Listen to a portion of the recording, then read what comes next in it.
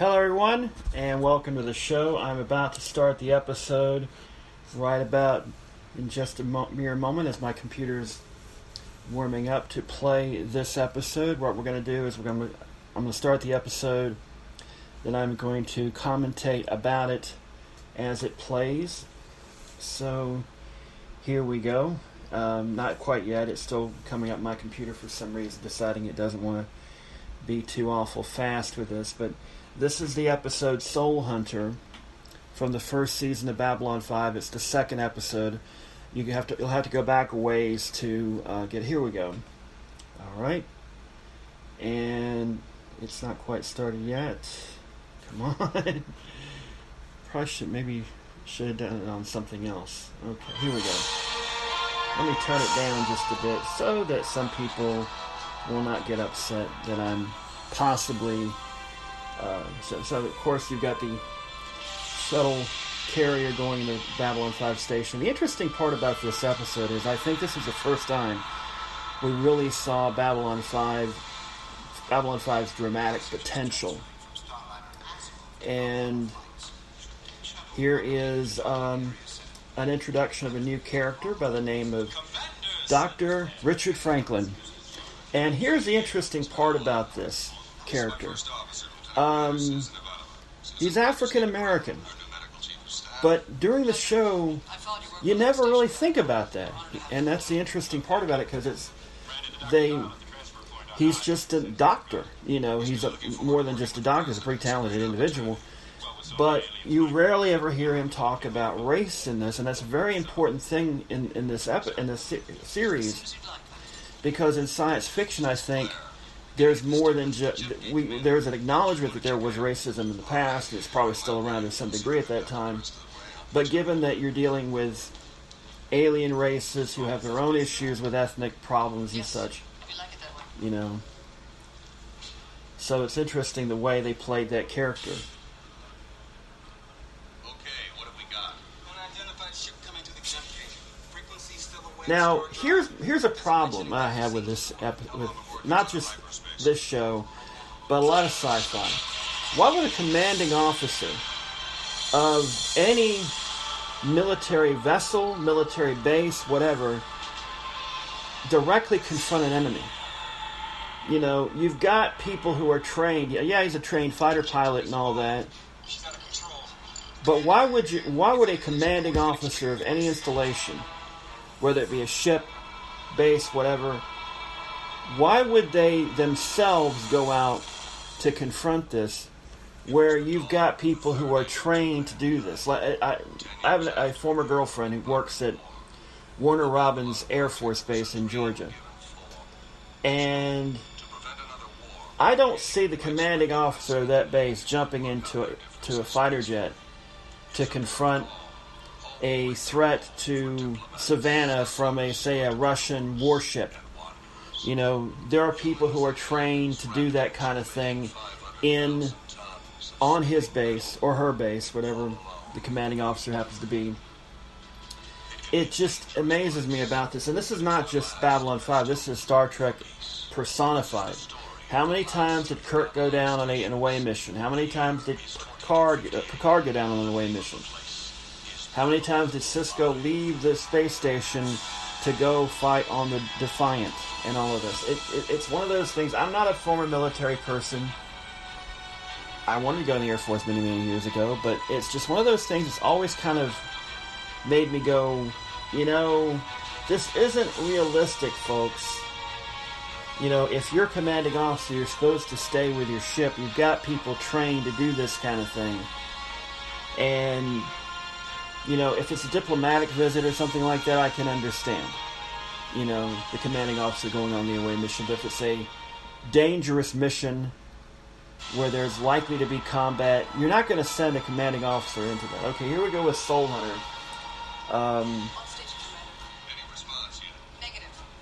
And here is why, and it's one of those things. Now, obviously, Claudia Christian is in CNC. Now, why is she going out? It's one of those things. I can understand they talk about flight pay, which is a little extra money they make, I guess. So, Babylon 5's defense grid's pretty impressive here, but it's not overwhelming as it would eventually become when in later episodes. I think in the second season and onward in the third, there's significant upgrades to the defense grid. And the Star Furies are amazing vessels right here. This is really a amazing. They really took into consideration realistic astrophysics when they designed this, and it's really fascinating the way they played this. This is early 90s technology. This was done on the Amiga computer, and it's dated by today's standards. 40 seconds. But at the time, it was amazing what they could do with this technology. You know, it looked, to many of us at the time who were used to old models and such, very realistic. It was incredible, the effects they used to do on this show.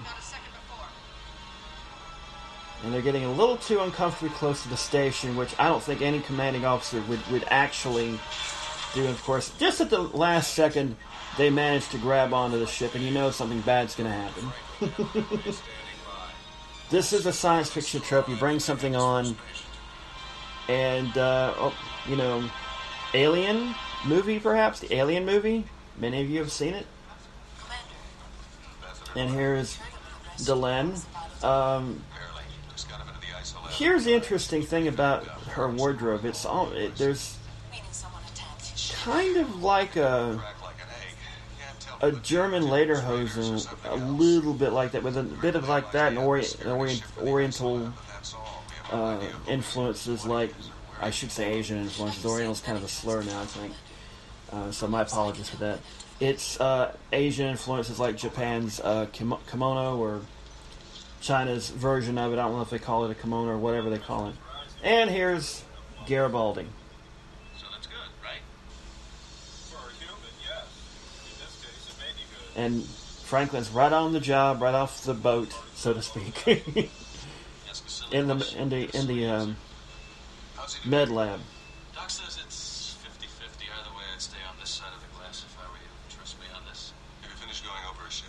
Not yet. And watch this, because Delenn's about to take a look at what this creature is. She gets freaked out, and look what happens. And she's like, what the heck's going on? Oh, she makes a grab for a gun. Oh, that's not good. What's the matter? You have to kill it, Commander. Put it back in the ship. Shoot it into space. Fire it into the sun. But you have to kill it. Quickly. You're not making any sense. Why? Why should we kill it? Well, you know, it's interesting the way her reaction is, because, you know, the main reason she's triggered like this is because, for those of you who don't remember the story of the Battle of the Line, the Earth-Minbari War, the reason it started was the killing of the Minbari leader Dukat. Well, after the attack that happened by the Earthships to kill Dukat, Soul Hunters tried to take the soul of Dukat, and Minbari fought valiantly to prevent that from happening. So, this is the only there's only one other time we even see a Soul Hunter in this entire series, and it's the TV movie. And I can't think of the name of it. It's the one with Ian McShane and Martin Sheen, which was surprisingly, these two were tremendously cast in the movie. Ian McShane, of course, has gone on to star in a lot of tremendous, been a great character actor. His latest project, I think, is American Gods.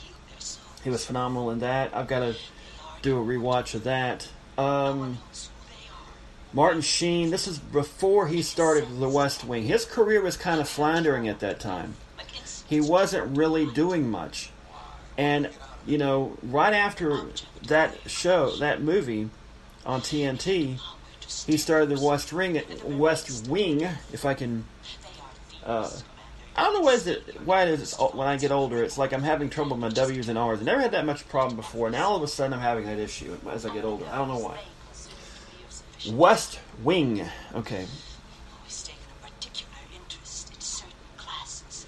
Now, the Soul Hunter, of course, as Delenn just said, takes particular interest in certain classes.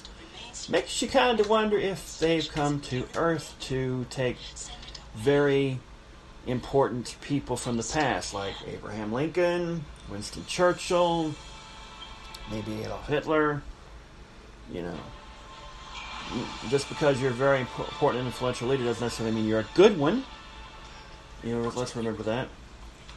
And we're down below, and yeah, this is... I've often thought that Down Below was not as well developed a storyline, a story plot of this characteristic. It kind of seems like a little... And this is your typical con game and all of that. And this is to set up the idea that the Soul Hunter can detect death, which means he's somewhat telepathic to a certain degree. By the way, Morgan Shepard, who recently passed away about a year or so ago, is in this. He was phenomenal in whatever he did. He was all over the place. He was in Star Trek. I don't think he was in Star Wars, but he's been in a lot of genre television and genre movies. We've had nearly a dozen ships asked to and leave the station immediately.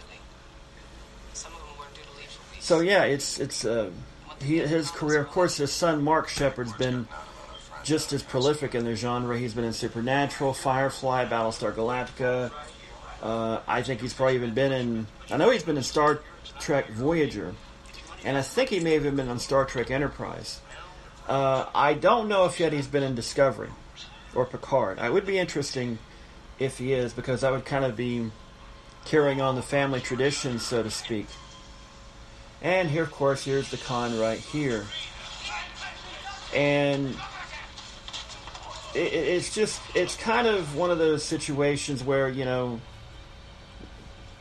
this whole thing, now, of course, Franklin's coming around, and he's going to be shocked because his patient is now standing up, awake, and all of this. You know. Can you hear me? Can you understand? This is a trope from science fiction, that you have the alien that you never heard of before come on the ship or station or whatever.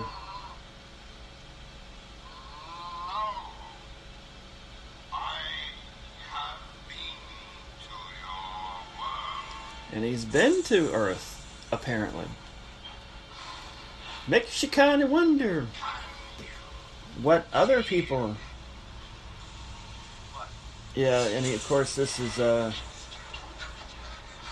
perps about the guy that conned the other guy, ripped off the other guy, is getting very close to getting killed right here. In your typical urban crime setting where... you know, one guy rips off another guy, the other guy gets honked off, and next thing you know, stabby, you know, run, Forrest, run! Oh, wait a minute, this was before the movie even showed, you know. 1994 is a pretty decent year, except for, of course, for the whole O.J. Simpson killing his ex-wife and her, I don't know if it was her boyfriend or whatever. 94 was a pretty good year for a lot of things. We got to do an episode about that, about how 93 and 94 shed too, and of course there's where he gets stabbed just as he's thinking he's home free, right in the gut. You know. What have you got? Knife and ground. We have the perp in custody. What about the victim? En route to Midland. I'll be there. Right. Here's the thing about Garibaldi. He acts like a cop. You believe in him as being a cop. And that's the interesting part of that character, is he's so really believable. And of course, here's the interesting part about modern 24th century technology, or 23rd century technology. Then you've got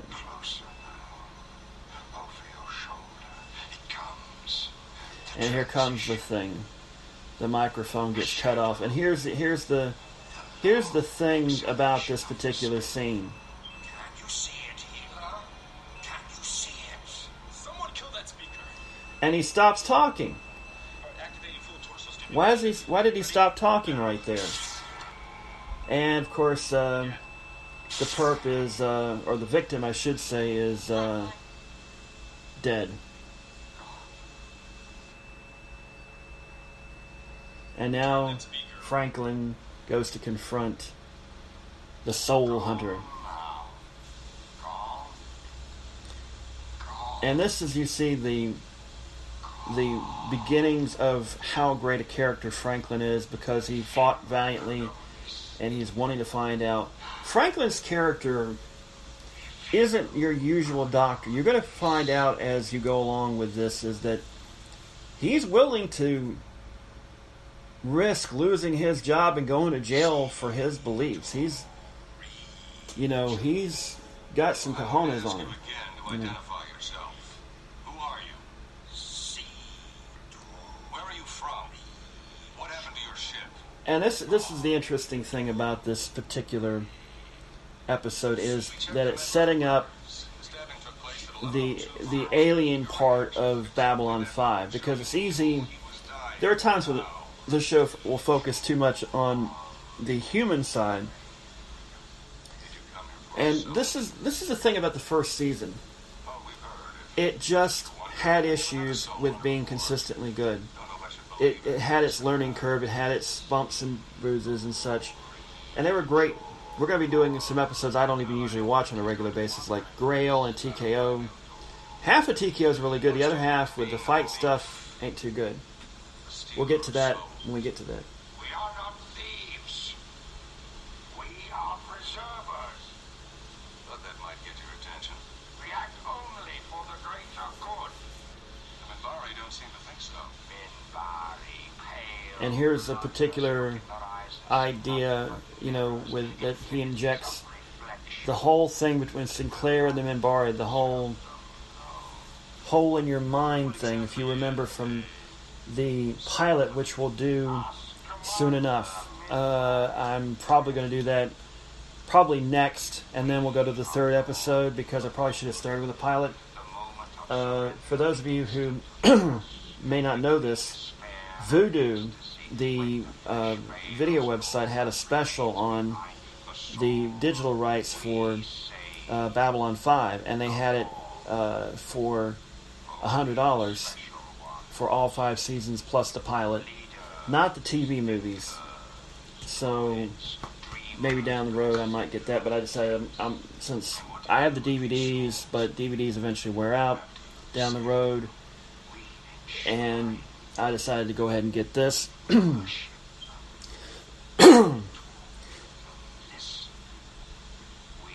Now, here's the interesting thing about this particular scene, where he's talking about they worship them. Here's the thing with this scene. Are they the bad guys? Are they trying to, be the good guys? And this is the thing about Babylon 5. Not all the villains are entirely bad. Not all the heroes are entirely good. That's the complexity of this show, is that there are lots of shades of gray, and as I've gotten older in my life, I've seen a lot of that. There are people who are written off as villains that actually have good qualities, where you could have seen them, if they'd made a decision or two differently in their life, being a good person. And there are some good people who've done some pretty bad things over the years, And of course, Dr. Franklin talks about the fact he doesn't believe in a soul. Of course, it's going to be interesting, because later on he talks about his faith being a foundationist, which is a newfangled religion, which kind of makes me think it's something along the lines of what I put in my first novel, which is an essentialist. By the way, my first novel is Through the Hourglass by John Thomas Hill. You can get it on Amazon Kindle for $3. So if you want to read that, please do.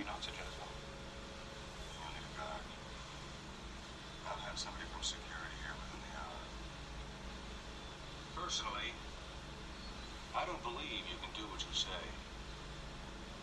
But your presence here is disrupting this station and causing tension among the... And the disruption aspect of things. It's interesting to see which of the races are really very disruptive. So you're going to see the complexities of not all the aliens are freaking out. Some are freaking out more than others. You know, and we're going to find this later on as episodes go on, the complexities of the alien cultures and such, which we really didn't get to. And of course, here's a particular scene right here, which is kind of interesting, where they're sending the casket into the local sun, and which is something I guess is common, basically dumping him over the side. Which I'm surprised they're actually taking a ship out and doing it. The stars we came, to the stars we return, from now until the end of time. We therefore commit this body to the deep. And there they drop off, and a little engine fires the casket straight toward the local star. And, of course, Ivanova is Jewish, for those of you who may not have figured that out. Something, Doctor? It's also brief, isn't it? I'll let you listen to this. Typical human lifespan is almost 100 years. But it's barely a second compared to what's out there. Wouldn't be so bad if life didn't take so long to figure out. Seems you just start to get it right, and then it's over. Doesn't matter. If we lived 200 years, we'd still be human. We'd still make the same mistakes. You're a pessimist. I'm Russian, Doctor. We understand these things. Here is a very interesting part of that scene right there. Franklin has this ability to be very, very, starry-eyed and optimistic and all of this. He's got that side of him. And Ivanova, obviously being Russian, has a very pessimistic side, but they never gave Ivanova a Russian accent, and I've always wondered about that. They gave her that edge early on, but as time goes on, and it's interesting to find, I think it's because it has to do with her mom being a telepath that committed suicide when she was very young. I guess her dad sent her off to be educated overseas, and that kind of affected her to her accent and all that. So I think that's part of the reason why you don't have the strong accent. The characteristic is there, but the accent isn't really there. But I still wonder sometimes if that's a very smart thing on the part of Joe Straczynski to not have a definable Russian accent. At least some of an edge of it, a trace of it, at least. Each generation becomes less than the one before. And there's and in this particular scene, they do drop in more exposition. And this, of course, talks about the theological debate. Is there a real soul?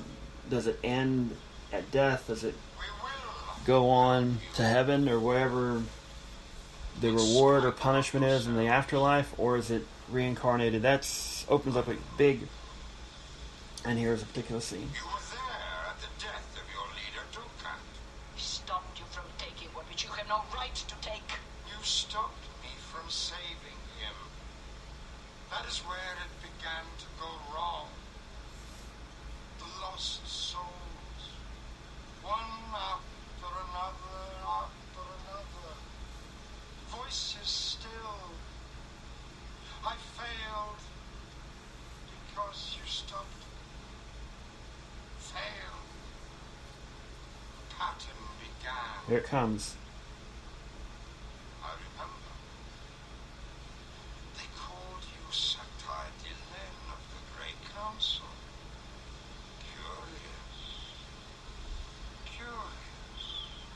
What is one of the great leaders of the Membari doing here playing ambassador? And there you have it. Opening up that can of worms. Why is a great leader of the Minbari playing ambassador to a space station in the middle of nowhere? And of course, there's the particular scene where the guard goes in, he gets tricked by the alien, and and this is a particularly not so great scene because you can clearly tell that's not Morgan Shepherd. Oh well. It was early days in the show, but now he's free, he's got a gun, and he's going to get Delenn. And this whole episode is leading towards the revelation of Sinclair's. Sheridan comes down the road later on. Spoiler alert! By the way, for those of you who are listening to this is a rewatch. If you've not already seen the series, be very careful because I might drop spoilers in this. Okay? So... How's the guard doing? Doctor says he suffered a mild concussion, but he'll be alright. Any idea where the hunter is now? My boys are looking everywhere. We know he got to his ship before we did. We checked it out. Now, why in the world did they not have a guard at that ship constantly, or guards at that ship constantly? Negative. Whatever was there, he's got it now. My guess is he'll head toward the alien sector, assuming he hasn't already done so. And this is the thing about this particular episode. It shows us more about the alien culture and such. Even if his ship were operational, We start seeing that we got security all over the docking bay. the inadequacies of what's going on because the law enforcement is not as good as it could be, which of course is probably because they aren't getting the funding they need. If that's the reason, all we have to do is figure out who's about to die. And of course, this is an interesting theme. Negrath, the alien crime boss, which you don't really see much of after the first season. You are Negrath? Yes. And for those of you who've maybe not seen, Negrath looks like a grasshopper, a really big grasshopper. Yes. You wish to buy. Yes. I require a guide to this place. All the secret ways. Corners, cubes, places to hide, places to run. Ways in and ways out. Difficult. Now that Negrath is a character that I think they just kind of realized wasn't really working, and I think it's a situation where one of those trapdoors that Joe Straczynski is very famous for comes into play here. So somewhere along the line, Negrath gets the trapdoor treatment. I guess a crime deal goes wrong, and he gets killed. Mob hit maybe. So yeah, there is that. Confirmed Epsilon 3, you're cleared for jump. You may proceed to gate. How many ships are still in holding? Bring one. Stand by. There's a ship coming to the gate. Confirmed. Entry in 5 seconds. Nothing scheduled. Don't tell me. Tell that. And here we go with another Soul Hunter. This time the ship is actually intact. So yeah, we're going to get some more answers. 2 soul hunters. Somebody book a convention without telling me? Alright, patch me through. This is Commander Jeffrey Sinclair on Babylon 5. Now, Please identify yourself. You know what I am. I must dock it once. Someone is a bad guy. And if we refuse access, There will be more than one. It's interesting that this particular scene is that nav system, if I it may tells a ask, story. who are you here to see? I am here to see you, Commander. And quickly. Before And of course there's this idea that, oh, maybe the commander's the one to die. Well, no, not necessarily. We all know that the Soul Hunter's real target, and he, of course, he's sneaking in back to the green sector, the ambassadorial sector. Just so happens there's a guard there turning his back, not listening, and Just goes to relay. yeah. I don't think you should meet this guy. I don't like the look of this. I don't like the sound of this. And of I course, don't like Garibaldi anything about it. Yes, being the that protective probably guy. sounds like a threat. The so-called friendship between Sinclair and Garibaldi, Nervous. So fine. Let me there's nervous. not, the chemistry really isn't there. Let my people deal with him. It sort of, there are times that you kind of feel a bit, I don't. As the season goes on, it never really develops. I think there's a reason for that. Is that Michael O'Hare's issues with his mental issues? For those of you who may not know, as the season went on, Michael O'Hare, I guess, couldn't deal with the pressure of being a lead actor in a TV series, and some psychosis started coming out, and Joe Straczynski had to deal with that. And I think Jerry Doyle, the actor who plays Michael Garibaldi, didn't like that. They didn't get along, I don't think. So that kind of affected things. Meanwhile, spoiler alert, second season when Sheridan comes along, Sheridan and Garibaldi get along much better over the course of time. So, and now, of course, here it is where the great kidnapping scene's about to take place. And Delenn thinks that there's nothing. Now, it's going to be interesting to see. Now, Lanier's not here yet. Lanier, I think, comes in the next episode or so, or maybe a couple episodes down the road. He was ordered to preserve the soul of the Minbari leader and others. Each time he was prevented or arrived at the death too late. Souls were lost. Our order was disgraced. He was always fragile. Then he became obsessed with the fear of losing souls. One day he said he found a solution to the problem and vanished. And his solution? Stop waiting for death. The fear, danger of arriving too late became too great for him. Now when he finds someone worthy of preservation, he does not wait, does not risk. He kills them to catch their souls. Now, there's your motive for committing the crimes. We've tracked him to a dozen worlds arriving to freedom, and others have paid the price. We almost captured him 2 days ago, but he escaped. And there you were the attack. Jackson at Green 2, Chief. Just came on duty and found Henson. He's been stunned. Green 2. See if that's the door to Well, here we go. Now the secrets. Now she's tied to a table. He's wanting to take her soul. And there's a major plot line. And Babylon 5 loves dropping these little nuggets of foreshadowing of what's to come down the road. That's why I heavily stress when you listen to this, you watch the episode first. Preferably if you watch the whole series first, because I'm going to talk about some things that come down. I know people get very sensitive about spoilers, and I may do my own little topic about that one of these days. And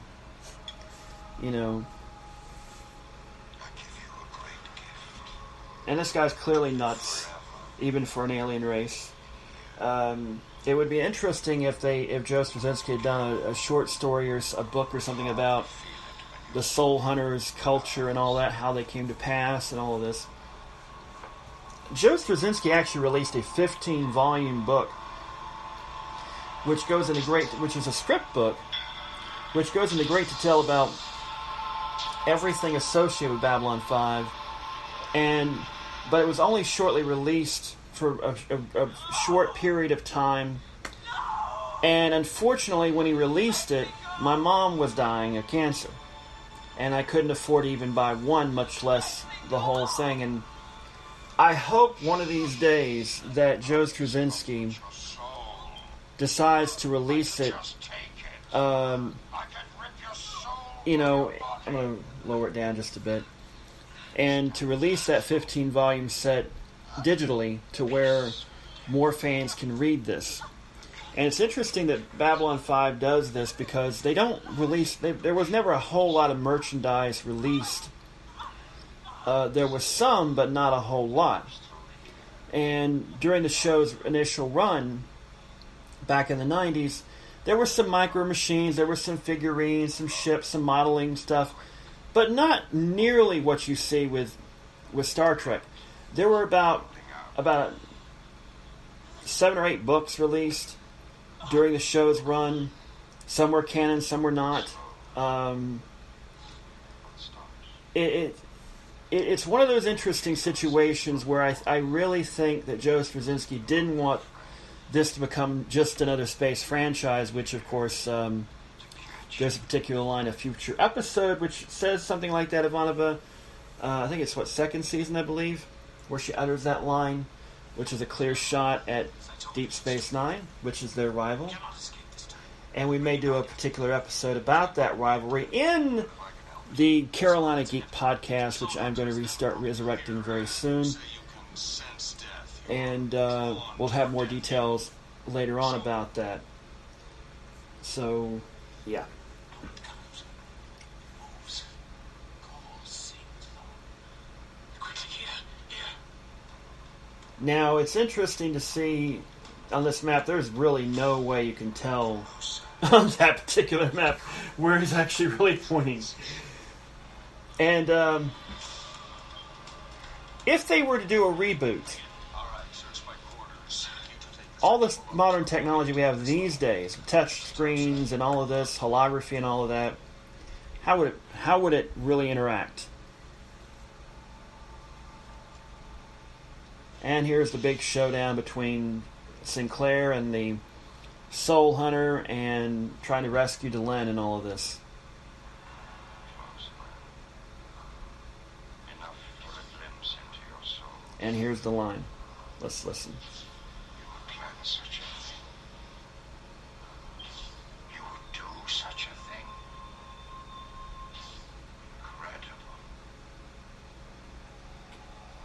And now, the inevitable showdown between the hero hero Sinclair, I should say, and the bad guy alien. And of course, he has to yell out.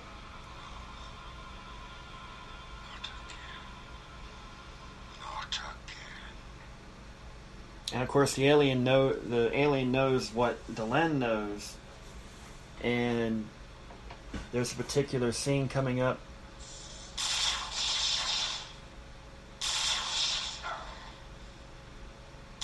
Gun battle, which these PPGs are kind of fancy pistols, heated plasma and all that. You know,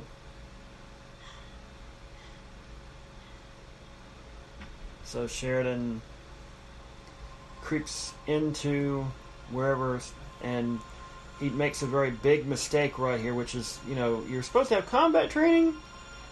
He puts his arm out there, and the other guy that's not Morgan Shepard is kicking his butt. Now Morgan Shepard makes a appearance. Here's a big line.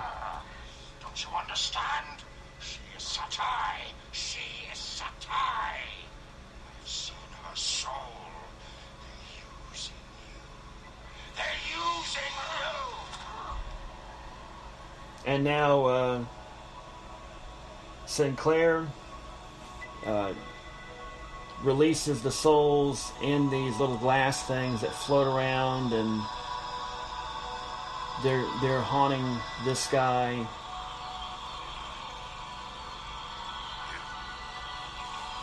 What you doing? And Children. then he gets and as the machine's about to boot up here in just a second to take Delenn's soul, just at the last second, as it's about to come. Listen to me. Listen to me. Yeah, and the Soul Hunter is being haunted. Now the machine's starting up. Sinclair turns it around, and it's going to be the Soul Hunter soul that goes in that little glass globe. And, yeah. Bye-bye, Soul Hunter.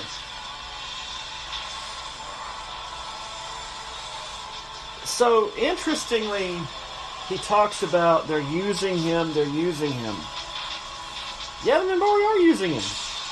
And you're going to find out, if you've not watched the series, just why they're using him.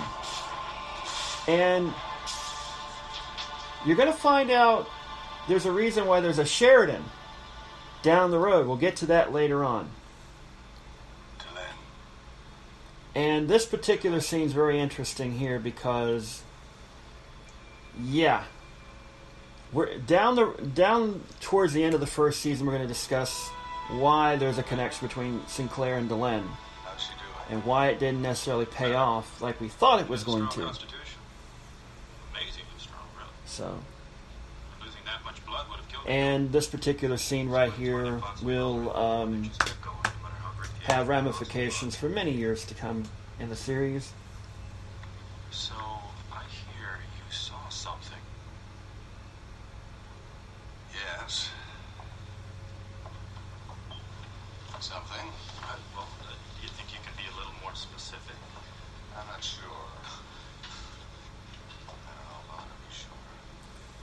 you know, Well, Michael O'Hare has that old school actor kind of debonair about him a bit, but he had issues, obviously, as I mentioned there before, with mental issues and such. And now here's a very important scene right here. We'll talk about in just a second. I knew you would come. yes, it is. We were right. But you, Who was right?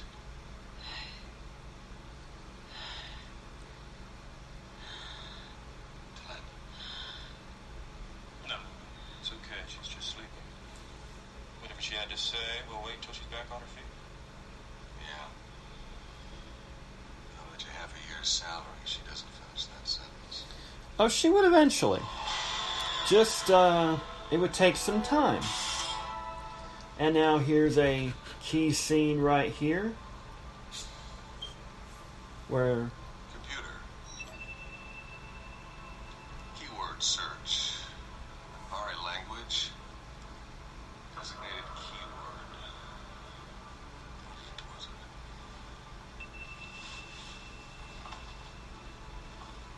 Satai. One reference. Satai. Honorific. Title applied to ruling body known as Grey Council. Why would a member of the ruling body be assigned to ambassadorial duties? That's like assigning the vice president. Unknown. Do you wish to make a further inquiry? No.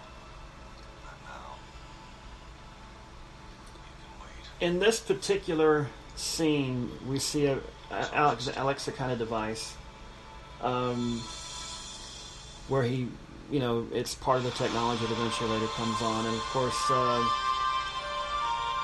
we have Alexa devices and Google Home devices and all that, Google Assistant, Siri, and all of that. So, Dr. Franklin thinks he's got and this is your particular episode, that particular end, I should say, that showcases where the Soul Hunters aren't welcome on Babylon 5. This is the last time you see them before that TV movie I talked about. I know you're doing what you think is best, but I can't allow it. Not on my station. I understand. We are rarely welcomed. It is our lot. Goodbye, Commander. And now, of course, he's going to ask about If the I may collection. ask, what happened to my brother's collection? Life's full of mysteries. Consider this one of them. Yep. Yep. He knows that they're destroying the collection and all that. So, yeah, and Len's in her quarters, and she's freeing the souls from their glass houses. One could say maybe that's not necessarily the good thing. Maybe it's a good thing, maybe it's a bad thing. Who knows? And how Delenn doesn't cut her hands on these glasses is beyond me. Maybe the Minbari have very tough skin. You know. So, yeah. And she's sitting in her Asian-style pajamas on the floor doing this thing and all of this. And there's a lot of Asian influence in the Minbari, I've noticed. Not that it's a rip-off of Asian culture or anything like that completely. There's a lot of other stuff involved that's not entirely, but we come to the end of the episode, and we'll go through. Excuse me. Now, looking at this episode, there's a lot of background developed about the Minbari, about Sinclair, about his role in the Battle of the Line, and why he went missing. If you saw the pilot, which we'll talk about down the road, and the differences between the pilot and let me escape this right fast.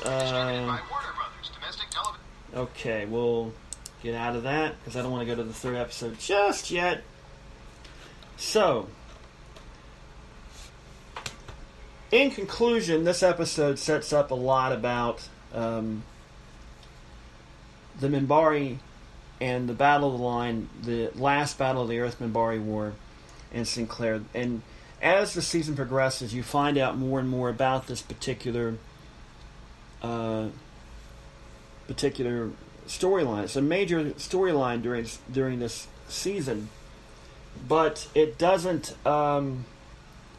doesn't exactly become the exclusive one of the series. It's just a part of one of the bigger storylines of the show. There's so many going on in the greater scheme of things, like real life. There's a lot of storylines going on. You look at, like, right now in the modern world, there's coronavirus going on. There's a lot of stuff going on along with the president. There's a lot of stuff going on in sports, and I mean, coronavirus is a very big theme right now throughout all of the media right now. But it's not the only story that's going on. There's some other stuff going on as well.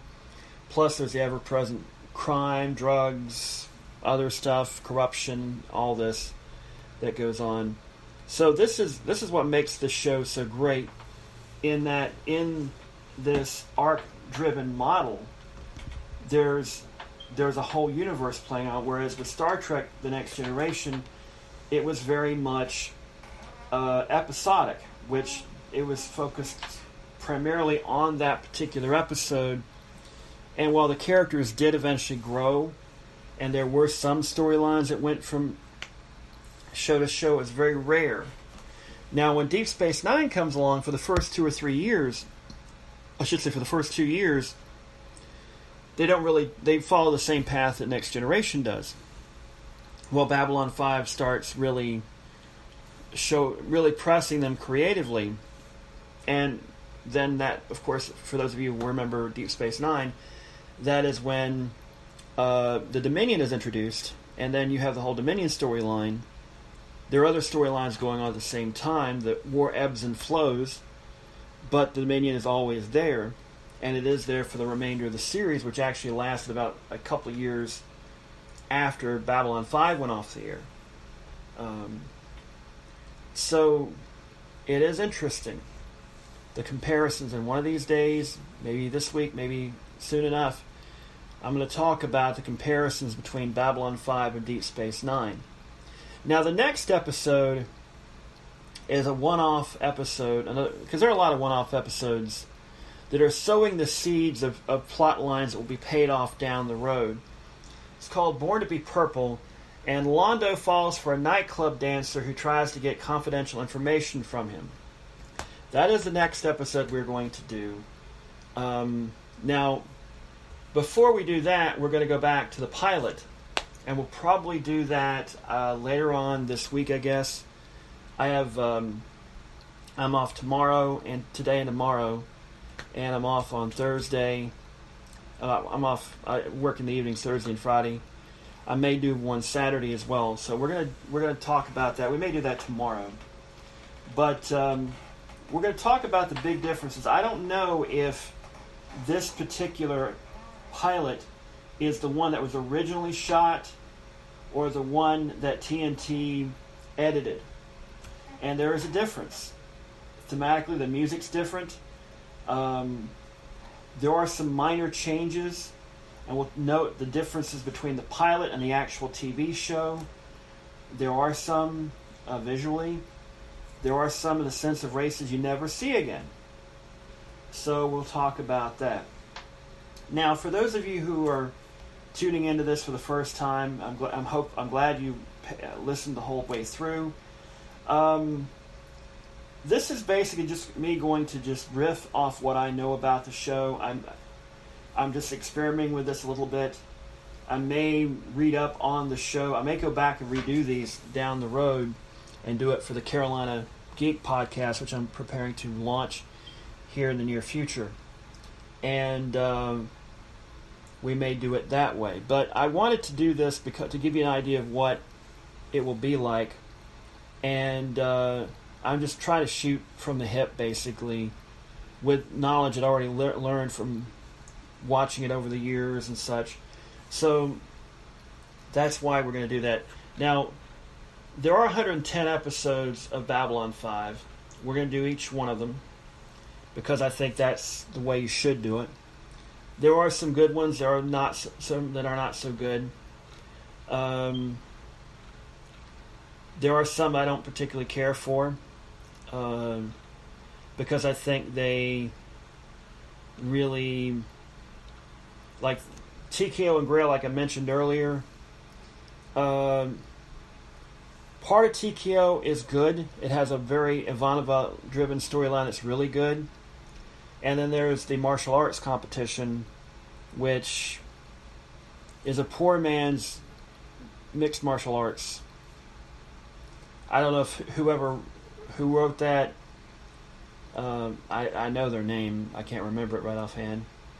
But maybe they looked at MMA, because MMA I don't think was really starting just then. I think it was almost ready to start.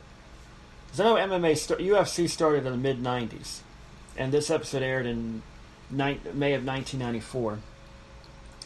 And then Grail comes along, which is about, obviously, the Holy Grail. Not a Monty Python tribute episode, by the way. It's a dead serious one. And it's not a very particularly good one. I'll explain it when I watch it. It'll be the first time in a long time since I've watched it. There are a lot of good episodes during the season. There are some that aren't so great. Believers, I'm not particularly fond of, because it kind of... Survivors, it kind of becomes a little cliche, almost at times. And those are the only four that I really am not a huge fan of. I do watch Survivors because it's a very heavily Garibaldi driven, and he's my favorite character in the show. One of my favorite characters, obviously. I think I'd say maybe my favorite of the show, but. So we're going to get to that down the road, but that wraps it up for this particular episode. We'll probably do Born to Be Purple right after the pilot, which we'll do probably tomorrow, I guess. So I want to thank you for tuning in to this. If you've listened this far, you are a very cool person indeed. And until next time, good night, good luck, and may the good news be yours.